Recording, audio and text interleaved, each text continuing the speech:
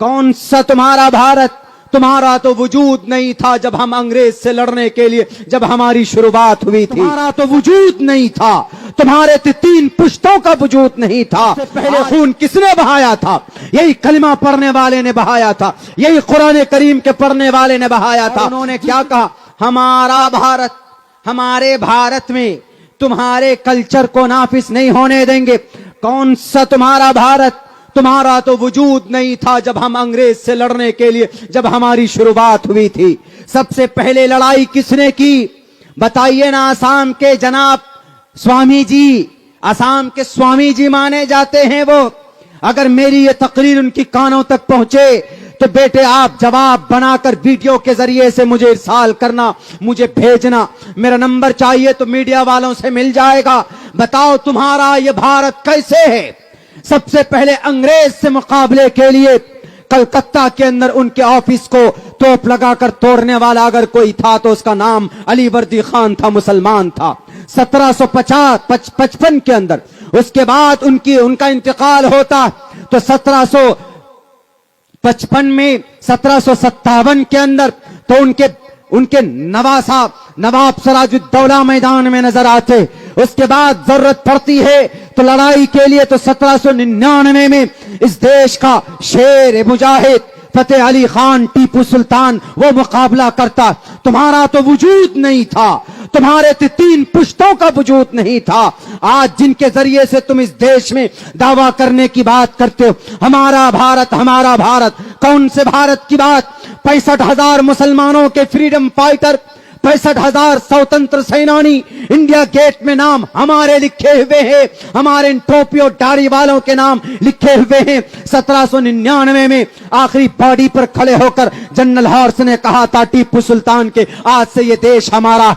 सबसे पहले खून किसने बहाया था? यही कलिमा पढ़ने वाले ने बहाया था, यही कुरान करीम के पढ़ने वाले ने बहाया था। जिस दिन टीपू सुल्तान की शहादत हुई उस दिन भी 2 पारा कुरान करीम की तिलावत करके मैदान कारजार में वो मुजाहिद आजम गया था। ये कुरान से पावर और ताकत मिलती है। अंग्रेज अगर लड़े हैं, किसी जमात से डरे हैं तो जो आप देख लो तारीख पानीपत की, वहां के एक बड़े वो गूंगे और बहरे मिर्जा गुलाम अहमद कादियानी को कहता है, इन मुसलमानों को एनर्जी कहां से मिलती है, ताकत कहां से मिलती है? हर दूसरे दिन तलवार लेकर मेरे सामने में खड़े हो जाते। जरा बताओ तो सही। उन्होंने कहा कि इनके बीच में जब तक कुरान है, इनके सीनों में जब तक कुरान की मोहब्बत है, दुनिया की कोई ताकत ना तो इनको झुका सकती है न इनको डरा सकती है।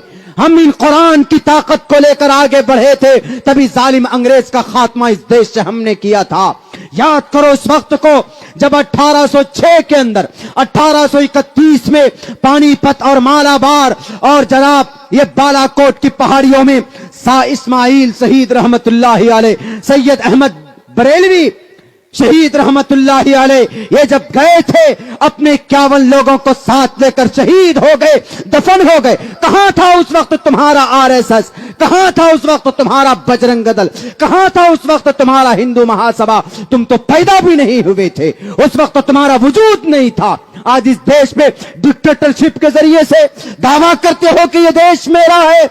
उस वक्त कहां गए थे जब 10,000 उलमाए किराम को गाय के खाल में बांध कर आग के हवाले किया जाता था? टॉमसन की रिपोर्ट उठाकर पढ़ो। उस वक्त तुम्हारा वजूद कहां था जब 1857 में शामली की जंग लड़ी गई थी? इन्हीं कुरान करीम के पढ़ाने वाले मौलाना कासिम नानोतवी के कनपट्टी पर गोली लगी थी। उस वक्त तुम्हारे दादा भी नहीं थे, उनका बीज भी नहीं डला था, उस वक्त उनका वजूद तक नहीं था। 1857 की जंग जिनके कमांडर बने थे बहादुर शाह जफर, इस पादाश में मौलाना रशीद अहमद गंगोही जेल भेजे गए, मौलाना हुसैन अहमद मदनी जेल भेजे गए, मौलाना जनाब जाफर थानेसरी, हाफिज जामिन शहीद।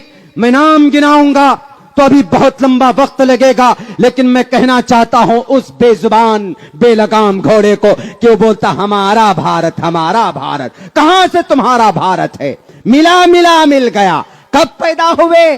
तुम्हारा डेट ऑफ बर्थ क्या है? तुम्हारा डेट ऑफ बर्थ है 1925, जब इस देश में सब कुछ नॉर्मल हो चला था आहिस्ते आहिस्ते। सारी जंगें कौन लड़ी? तहरीक रेशमी रुमाल तुम्हारे दादा ने चलाया। जामिया मिलिया यूनिवर्सिटी 1919 में 1929 में तुम्हारे दादा परदादा ने उसके बुनियाद रखे। पूरे भारत के अंदर टॉप 10 यूनिवर्सिटी में नाम आया किसका? जामिया मिलिया यूनिवर्सिटी का। बताइए, सब कुछ तो हमारा, और फिर क्या बोलते? हमारा भारत, हमारा भारत। जिस वक्त मौलाना उलमाए किराम कहां थे? जजीरा अंडमान निकोबार, काला पानी की सजा वहीं होती थी ना, वहां थे। तो उस वक्त तुम्हारे गुरु कौन, जिन्हें बोलते हो वीर सावरकर? वीर तो नहीं था वो, बुजदिल था वो। इसलिए बुजदिल था क्योंकि इस देश के दुश्मन अंग्रेजों को 303 खत लिख चुका था वो। क्या कि sir, I want to surrender, I want to follow you, आप हमें हुक्म दीजिए, हम आपकी बात मानेंगे। आई विल बी सर्वेंट, मैं आपका गुलाम बनने के लिए तैयार हूं, हमें माफ कर दीजिए। जेल से लिखा, जेल से। अब वहीं पर देखो मौलाना अबुल कलाम आजाद रहमतुल्लाहि अलैह जेल में बंद हैं। बीवी का इंतकाल होता है, खबर पहुंचती है कि 3 दिन के लिए आप जा सकते हैं, जाइए। उन्होंने कहा कि भीख में मुझे तुम्हारा 3 दिन नहीं चाहिए। कहा कि बीवी का इंतकाल हुआ है, कहा कि बीवी का इंतकाल हुआ है, सबको जाना है, सबका इंतकाल होना है। आई डोंट नीड, मुझे जरूरत नहीं है, बीवी से नहीं मिलेंगे, आखिरी अंतिम दर्शन नहीं करेंगे। उन्होंने कहा कि इसकी भी जरूरत नहीं है। फिर कहा कि हौज़े कौसर पे मुलाकात हो जाएगी। किस लिए? इसी भारत की आजादी के लिए। हमारा है यह भारत, तुम्हारा नहीं है। हम थे जब तो 27% जीडीपी थी, और आज आप आए हो इख्तिदार में तो कितनी जीडीपी है? 3%। लो जनाब, सब कुछ को बेच दिया।